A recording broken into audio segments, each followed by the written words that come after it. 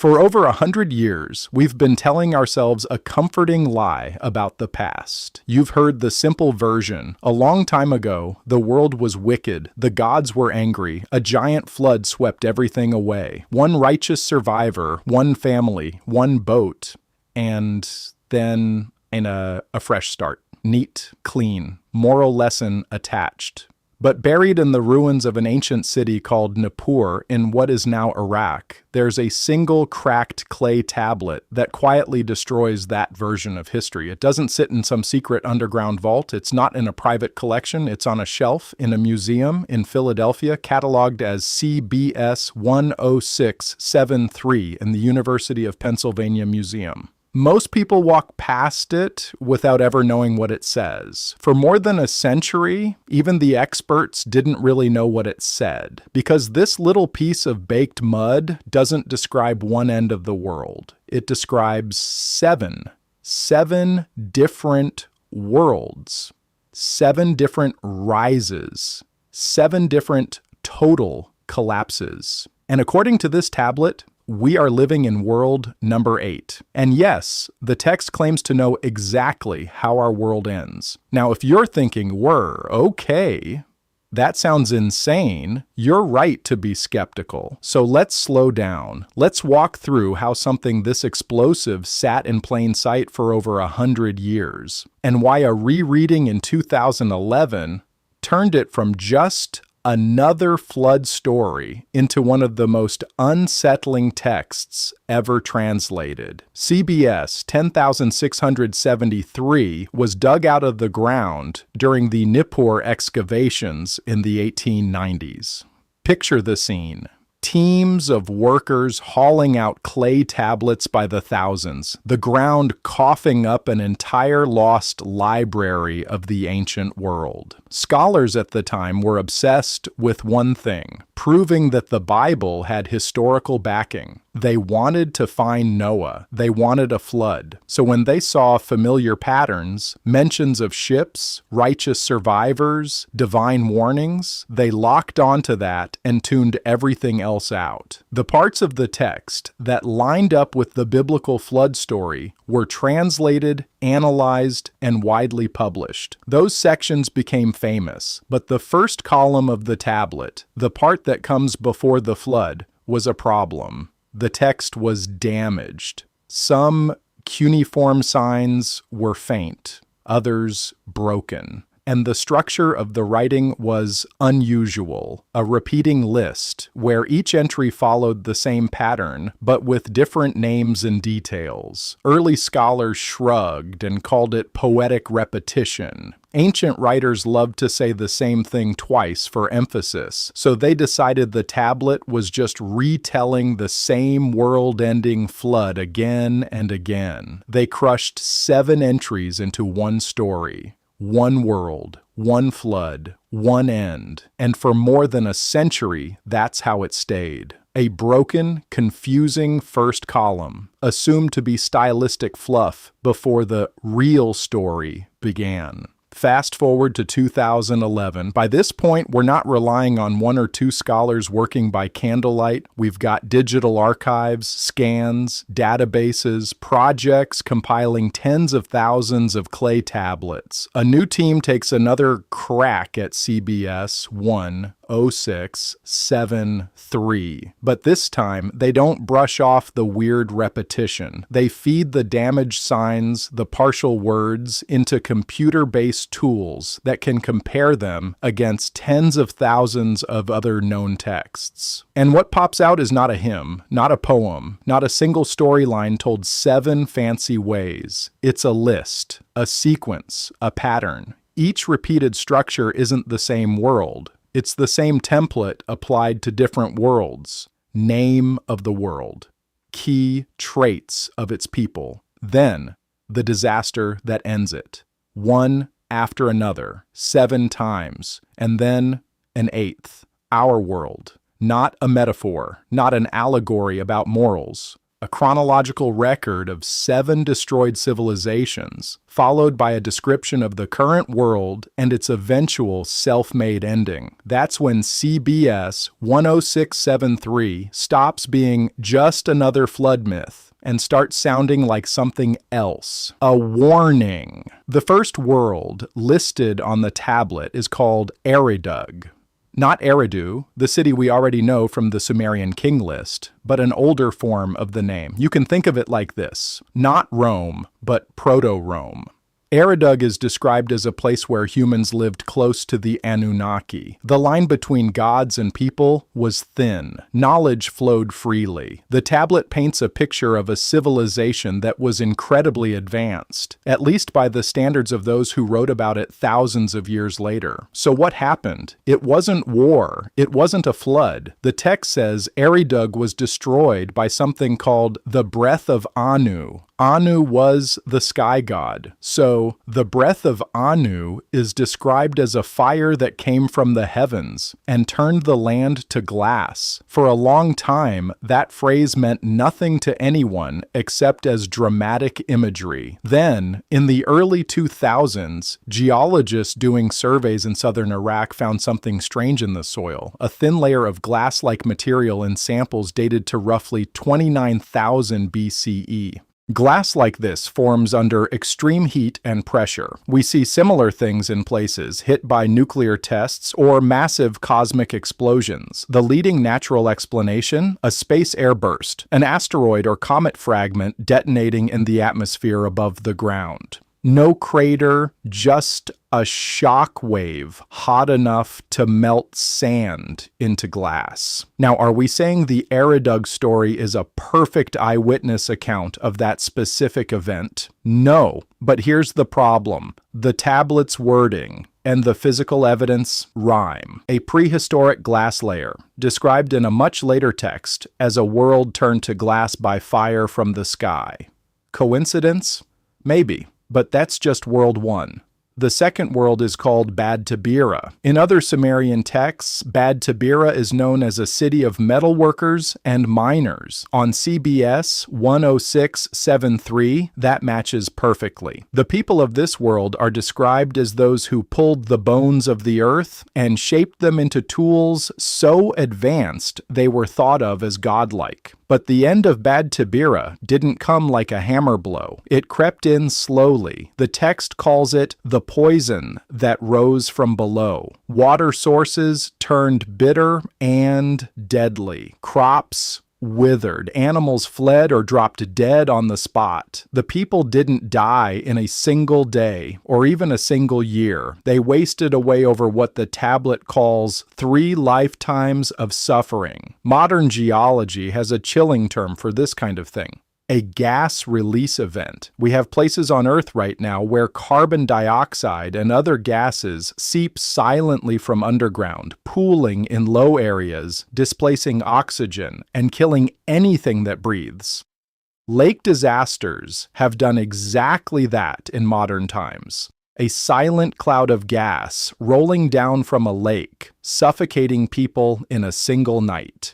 Now imagine something like that happening across an entire region for decades. The area between the Tigris and Euphrates sits on fault lines, with ancient volcanic activity and deep underground gas and lava pockets. Is it really so crazy to think that a slowly escalating gas release could poison wells, fields, and valleys? To people living through it, the land itself would feel cursed. The tablet describes Bad Tabira's people as fading, not falling, not smited, but suffocated. World 2, taken out by the earth's own breath. The third world is Larak. On the tablet, the people of Larak are described as those who watched the sky, obsessed with tracking the movement of stars, planets, and celestial signs. Their fate? The sky fell. The text says stars left their fixed places. The sun vanished. Darkness covered the world for what it calls a season. When light returned, Larak was gone. Now, if you've ever seen an eclipse, you know how eerie a few minutes of darkness can feel. Extend that to months, years.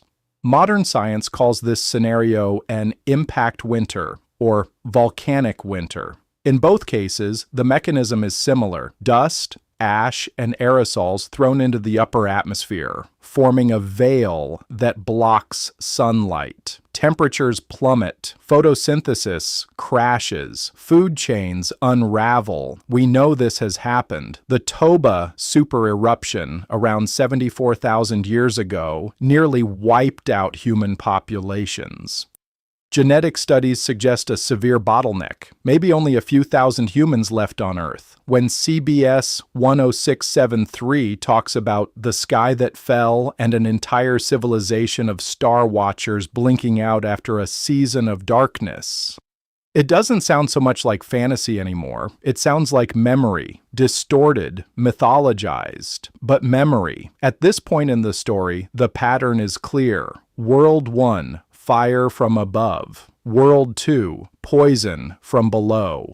World 3, darkness in the sky. But with World 4, something shifts. The fourth world on the tablet doesn't begin with the people. It begins with water. The waters rose without rain. Let that sink in. No storm. No angry gods hurling floods overnight. Instead, the text describes ocean levels climbing, slowly but relentlessly. Coasts disappearing over decades. Cities built by the water swallowed inch by inch. Only after the water has begun its invasion does the tablet mention the people of Sippar. They're described as lawmakers, world builders, creators of complex systems of justice and power. When the waters rise, they scatter inland. Unlike earlier worlds, they don't disappear overnight.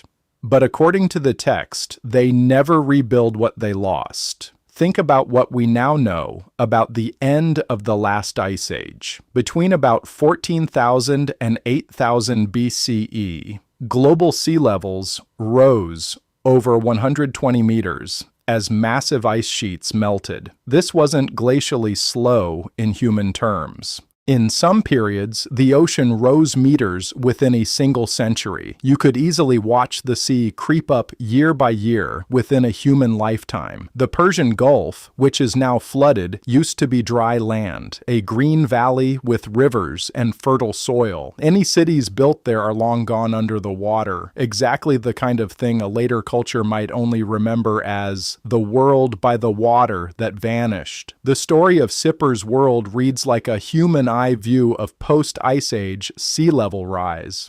Not a one-night storm, a slow drowning, a tide you can't outrun. If you've heard of any city on this list, it's probably Shuruppak. Shuruppak is closely tied to the flood hero in Mesopotamian texts, often seen as a parallel to Noah. But CBS 10,673 doesn't just say it flooded, it gives a sequence. First comes the cold that bit like teeth. Then comes the ice that moved. The tablet describes massive walls of ice grinding across the land, crushing cities, pushing entire populations south. Only after the ice retreats do the floods arrive. Walls of meltwater, rivers overflowing, land drowning. Not one event, not one rainy season from hell, an entire ice age cycle compressed into a narrative. To us, that's climate science. To them, it's the wrath of gods and the groaning of the earth. Later cultures stripped this down, kept the most dramatic imagery, and turned it into a single story. World wicked, God angry, waterfalls, boat survives. But CBS 10,673 preserves more. It preserves the order. Cold, advancing ice, retreating ice, floods. Shurupak's world is not just a moral tale, it's a climate arc. The sixth world is called Ki-Engi. If that sounds familiar, it's because this is literally the Sumerian name for Sumer itself. But here, it's not our Sumer. It's described as an older version, a first attempt. The people of Ki-Engi are clearly advanced. They have cities, trade routes, complex life. And then the tablet describes their end as the sickness that could not be seen. People fall ill without wounds. They weaken, appear to recover, and then never wake up. The disease spreads along the trade roads, from city to city, as if it's traveling in the goods themselves. If you've lived through a global pandemic, you don't need this explained. Pathogens move where people move. The Black Death followed trade routes across Eurasia. Smallpox rode with European ships to the Americas. Modern diseases spread on planes and ships and highways. Viruses and bacteria don't care about borders. Archaeology in southern Iraq has revealed mass graves from periods before historical Sumer appears in our records. Many bodies, few signs of violence, people buried quickly in groups. Exactly what you'd expect from a deadly plague ripping through urban centers. To later Sumerians, this older First Sumer would feel like a ghost civilization, a world that almost made it but was erased by something no blade or wall could block. World 6, taken out by an unseen killer. The seventh world is unnamed. Maybe the name was on the broken part of the tablet. Maybe the scribes didn't know it. But its ending is described more vividly than any other. The text calls it the turning of the earth's heart. The ground shook without stopping for what they counted as 40 days. Springs and rivers flowed backwards. Stones that travelers used to find their way, lodestones, early compasses, stopped pointing north. Mountains that had stood since the first days crumbled. New ridges rose where flat land had been. And in the sky, the stars themselves seemed to shift. Now, is this exaggeration? Maybe. But modern Earth science has a concept that fits disturbingly well here. Magnetic field reversals and excursions. Earth's magnetic field doesn't stay constant. Sometimes it flips. North becomes south, and south becomes north. Sometimes it doesn't fully reverse, but it weakens drastically and the poles wander. One such event, called the Lachan excursion, happened around 41,000 years ago and weakened Earth's magnetic field to a fraction of its normal strength. With a field that weak cosmic and solar radiation slam into the atmosphere, auroras, northern and southern lights, would be visible across the entire world. Navigation by magnetized stones becomes useless. Animals that rely on magnetic sensing get thrown off. The sky itself would look wrong. To ancient people living through that, how else would you describe it except the heart of the earth turned? The stars moved. The ground would not rest. World 7, if we take the text at all seriously, may be remembering a time when the planet's magnetic shield faltered and entire ecosystems reeled. 7 worlds, 7 endings, fire from the sky, poison from below, darkness, rising seas, crushing ice. Invisible plague, the Earth's own field going wild. Individually, each one might just be a myth. Together, it starts to feel like a pattern. And the tablet says, the Anunnaki watched all of this, not intervening, observing, recording, and drawing a brutal conclusion. Earth is unstable. Not humans, the planet. Facing a world that keeps erasing itself, the Anunnaki's supposed response is not to stop the disasters. It's to remember them. The text says they created something called the Tablets of Destiny. You might have heard that phrase in other Mesopotamian myths. They're usually described as powerful objects that grant authority and control over the universe. But in CBS 10673, they're described differently. Not as weapons, as records, a complete ordered documentation of 7 worlds, 7 failures, 7 endings. Why? So the next world might have a chance to do better. Think of it like a black box flight recorder for civilization. If the old worlds crashed and burned, the tablets of destiny hold the data, the warning signs, the red flags, the exact chain of events where things went from fixable to too late. The text says these tablets were stored in the Abzu, an underwater or subterranean structure described in other Sumerian texts as the Anunnaki's base of operations on Earth. If that place exists, and if anything actually survived there, it would be the most important archive on the planet. A record of 7 complete civilizational cycles, the literal user manual for how not to end the world. But here's the catch. According to CBS 10673, the Watchers never stepped in to save those first 7 worlds. They observed, they argued, they wrote everything down, and they let each world fall every single time. The text does not tell us why. Couldn't they interfere? Wouldn't they?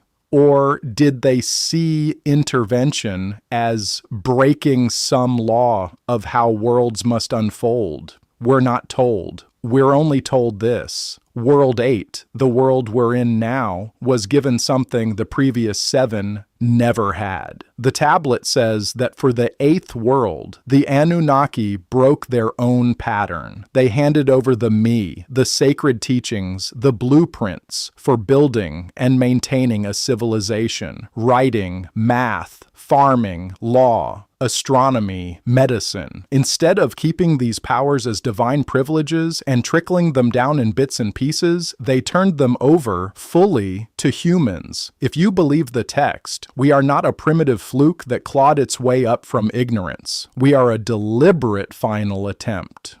The world that got the full toolkit. The problem? The text is very clear. Our danger doesn't come from a comet, or a gas release, or a volcanic winter. Our danger comes from something we created. The tablet describes the 8th world discovering the power to split the smallest pieces of matter, to tear apart what everything is made of. And from that discovery, it forges a weapon it calls Gishbar-al, the Great Fire Weapon. This same term appears elsewhere in Sumerian literature, but always in association with godly power, never human. CBS 10673 is the only known text where humans are described as wielding it. To the scribes who wrote this, that wasn't a triumph. It was the final error, the last step in a familiar pattern. A world reaches a certain level of technological power, and then it finds a way to erase itself. If that sounds uncomfortably similar to nuclear weapons, well, it should. We split the atom. We built bombs that can flatten cities and poison the planet for centuries. We stacked thousands of them around the globe. And for the first time in history, a species on Earth has the capacity to cause its own extinction in an afternoon. The tablet says the Anunnaki argued when they saw this coming. Some voices wanted to step in. Others believed the cycle could not be broken. That every world, given enough power, sooner or later destroys itself. The debate never reaches a conclusion. The text cuts off mid-argument. Just like our story, it would be easier to dismiss CBS 10673 if it were totally alone. One weird tablet with a strange list, but it's not. All over the world, in cultures that supposedly never communicated, we find similar ideas. In ancient India, epics describe weapons of such destructive power that they make the sun look dim by comparison. Columns of fire, blinding flashes, heat that strips flesh from bone. Afterwards, survivors' hair and nails fall out. Food becomes toxic. People die slowly from invisible sickness. Today, we'd call that radiation poisoning. Those same texts speak of cyclic ages of the world, vast epics that end in destruction before a new age begins. The Aztecs spoke of 5 suns, 5 worlds, each destroyed in a different way, by jaguars, wind, fire, flood, and earthquake. The Hopi talk about 4 previous worlds, lost to fire, ice, and imbalance. Buddhist cosmology describes unimaginably long periods called kalpas, ending in fire, water, or wind. Different details, different symbolism, the same backbone. This is not the first world. There were others. They rose. They fell. We live in the latest. Maybe not the last. Did all these cultures just happen to invent the same structure? Or are they all holding onto distorted fragments of a story so old that nobody remembers its source? CBS 10673 fits into that global pattern like a missing puzzle piece. 7 worlds, 7 endings, an eighth on the clock. Here's the part that might haunt you a little. This isn't a text hidden in some secret government archive. It's not behind bulletproof glass in a billionaire's private vault. The tablet sits in a museum in Philadelphia, cracked, small, unimpressive to the eye. You can request to see it. Most people never do. To the average visitor, it looks like every other ancient tablet. Faded marks, wedge-shaped impressions, nothing special. But if you know what those marks say, you're not just looking at a dusty artifact. You're looking at a 4,000-year-old record that calmly states, "We've been here before. We've ended ourselves before. And we know how this one ends too. Not because a god whispered it in someone's ear, but because someone or something was paying attention, recording, comparing, noting the moment where knowledge turns from survival tool into extinction trigger. The tablet doesn't scream. It doesn't dramatize. It just lists World 1, World 2, World 3, all the way to 7, and then World 8. Us, weapon in hand, clock ticking. The question the text leaves open is simple and cruel. If a world is given all the knowledge it needs to save itself, does it also have the wisdom to use it? 7 worlds before us couldn't answer yes. We like to tell ourselves we're different, smarter, more advanced, but in the end, that's not the metric that matters. The only question that counts is this: are we the first world that breaks the cycle, or just the latest one to repeat it? 7 worlds, 7 endings. We are number 8, and according to a piece of baked clay dug out of ancient Nippur, the countdown has already begun. If stories like this keep you up at night, you're going to want to see what I'm covering next week, because there are declassified Soviet-era accounts that describe a mission to a location matching the Sumerian description of the Abzu, the very place where the tablets of destiny were supposedly hidden. If the records on 7 worlds really exist somewhere on this planet, someone has either already found them, or they're still down there waiting.